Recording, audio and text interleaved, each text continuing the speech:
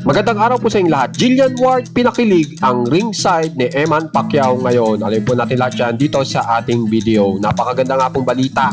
At ito pong si Eman Pacquiao ay tagumpay na naman laban po sa Indonesian boxer na ang pangalan ay Reynold Kundimang, na kung saan ay pinatumba po ni Eman Pacquiao sa 4th round.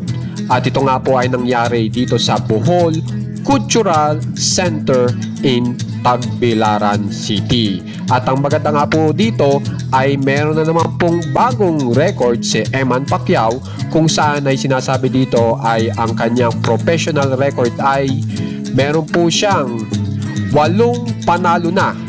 Tapos po ang napakaganda pong record, wala pang talo at 1 draw.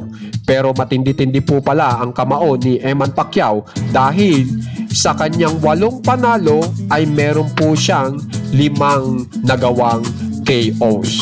Isipin nyo naman po kung gaano kalakas sumuntok si Eman Pacquiao na kung saan ay manang-mana sa kanyang father na si Manny Pacquiao. At ang kagandahan pa nga po dito ay sinuportahan pa po siya ng kanyang crush na si Jillian Ward. At kung mapapansin nyo po dito sa larawan na ito ay makikita nyo po nandyan po si Jillian Ward at nagbibigay suporta para kay Eman Pacquiao.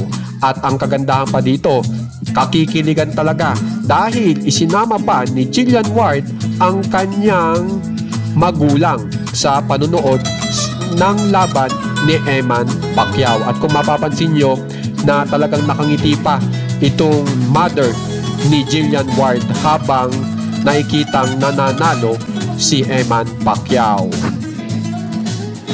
At ito pa po yung larawan kung saan ay habang nakikipaglaban si Eman Pacquiao ay makikita nyo kung gaano kaseryoso si Jillian Ward at talagang todo suporta para kay Eman Pacquiao. Ngayon po ay meron po tayong video na kung saan ay talagang nagpasalamat po ng todo-todo si Eman Pacquiao dahil nga po sa pagsuporta ni Jillian Ward. At ito nga po ay ang sinasabi nga po dito ni Eman Pacquiao na talagang pasalamat po siya sa mga sumuporta sa kanya, lalong-lalo na rin po ito pong si Jillian Ward kasama ang kanyang pamilya. So panoorin po muna natin itong maliit na clippings na ito. So yan nga po sinasabi ni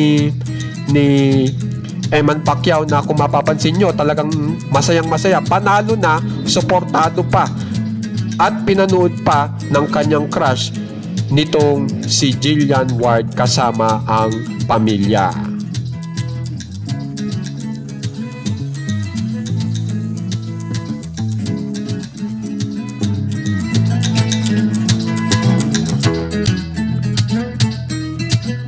Kaya naman po, kung gusto nyo pong ma-update sa mga famous celebs ng Pinas, subscribe na po kayo sa ating channel na Juan Katawa. Maraming salamat po.